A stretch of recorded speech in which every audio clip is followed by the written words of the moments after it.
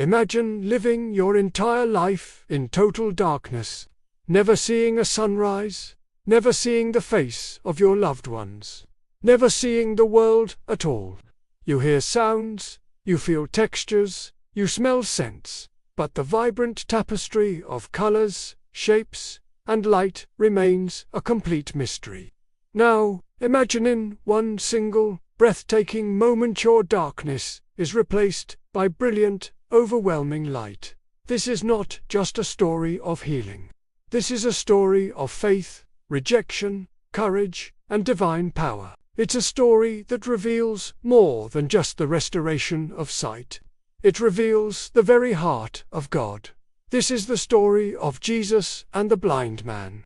As Jesus walked through the bustling streets of Jerusalem, surrounded by his disciples, his eyes fell upon a man who had been blind from birth. This wasn't a man who had lost his sight. It was a man who had never known it. He had never seen the sky, never seen a flower, never seen another human face. In the eyes of society, he was an outcast, a beggar, a living symbol of sin. People whispered as he passed, believing his blindness was a direct punishment from God. This common belief prompted the disciples to ask Jesus a question that was on everyone's mind: Rabbi, who sinned, this man or his parents, that he was born blind? They saw the man's suffering and immediately looked for someone to blame. It was a simple yet profound question, rooted in the idea that suffering is always a direct consequence of personal sin. But Jesus' answer shattered their entire worldview. He looked past the man's condition, past the societal judgment, and saw a divine opportunity. He answered, "Neither this man nor his parents sinned. But this happened so that the works of God might be displayed in him." In that moment, Jesus reframed the entire narrative. This man's lifelong darkness wasn't a punishment. It was a stage, set for a miracle that would reveal the glory and power of God. What happened next was utterly unexpected. Jesus didn't just speak a word of healing. Instead, he bent down, spit on the dusty ground, and made mud with his saliva. He then took this simple, earthly mixture and gently applied it to the blind man's eyes. Can you imagine the sensation, the confusion? He couldn't see who was touching him, but he felt the gritty paste being smeared over his eyelids.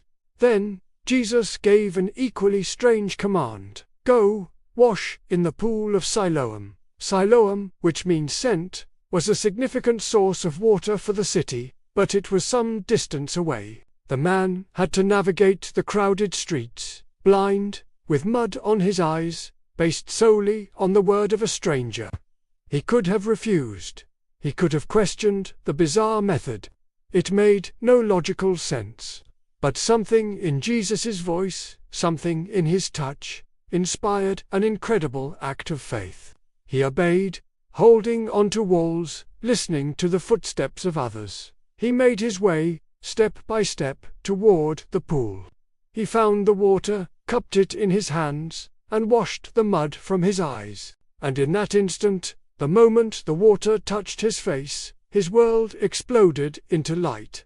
Colors, shapes, faces, a lifetime of darkness vanished in a flash.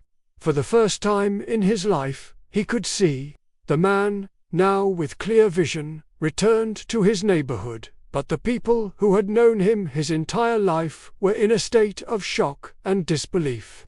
They looked at him, then looked at each other, confused. Some said, "Isn't this the same man who used to sit and beg?"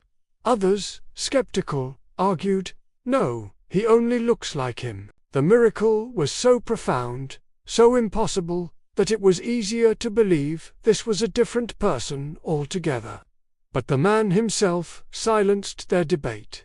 He kept insisting, his voice filled with a newfound joy and confidence. "I am the one. I am he." They bombarded him with questions. "How then were your eyes opened?" He explained it as simply as he could. a man they called Jesus made some mud and put it on my eyes. He told me to go to Siloam and wash. So I went and washed, and then I could see. His testimony was straightforward, but it wasn't enough for the religious leaders. The news of this incredible healing spread like wildfire and reached the Pharisees. They brought the man in for interrogation, but their motive wasn't to celebrate the miracle. They were furious. Why? Because Jesus had performed this healing on the Sabbath, the day of rest, and in their rigid view, making mud was a form of work, a violation of their laws. They didn't care that a man born blind could now see. They only cared about their rules. They questioned him again and again, trying to find a hole in his story. They even brought in his parents, who confirmed he was their son and had been born blind, but they were too afraid to say more. The Pharisees insulted the healed man, rejected his testimony, and finally, when he defended Jesus, they threw him out of the synagogue. In one day, the man gained his sight but lost his religious community. But the story doesn't end there. Jesus heard that the man he had healed had been cast out, rejected by the very people who should have rejoiced with him. And so, Jesus went to find him. This is perhaps the most beautiful part of the story. Jesus sought out the one who was rejected. He found the man and asked him a question that went deeper than physical sight. Do you believe in the Son of Man? The man, whose world had been turned upside down, replied with honest humility, "Who is he, sir, that I may believe in him?" He had seen Jesus' power, but he had not yet truly seen who Jesus was. Jesus looked at him, the first face the man had ever truly seen, with understanding, and said, "You have now seen him. In fact, he is the one speaking with you." Realization dawned. The man who healed his eyes was standing before him, revealing himself as the Messiah. The man's response was immediate and profound. He fell to his knees and declared, "Lord, I believe," and he worshipped him.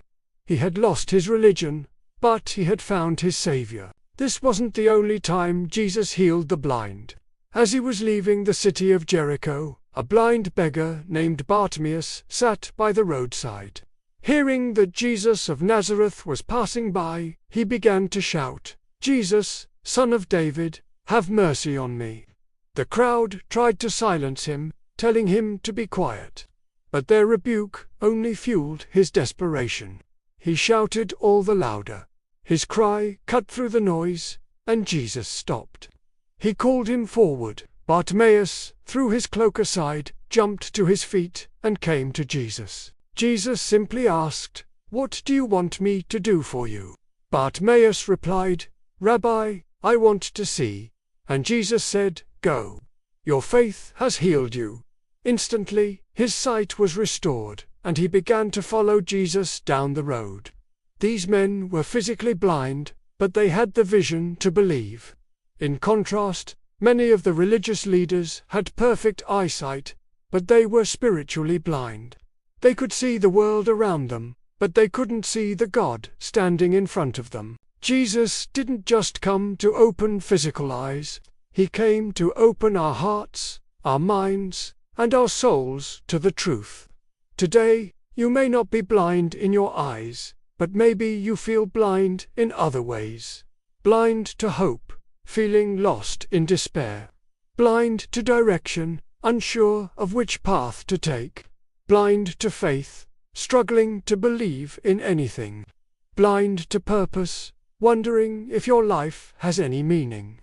The message of these stories rings just as true today. Jesus still opens blind eyes.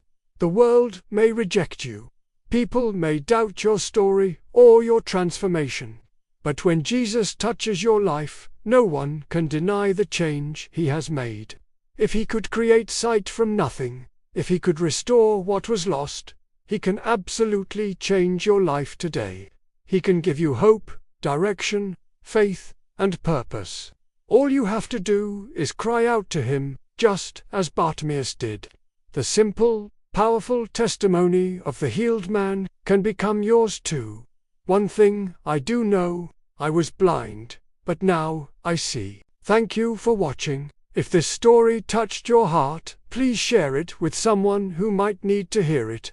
And don't forget to subscribe for more content that inspires faith and hope.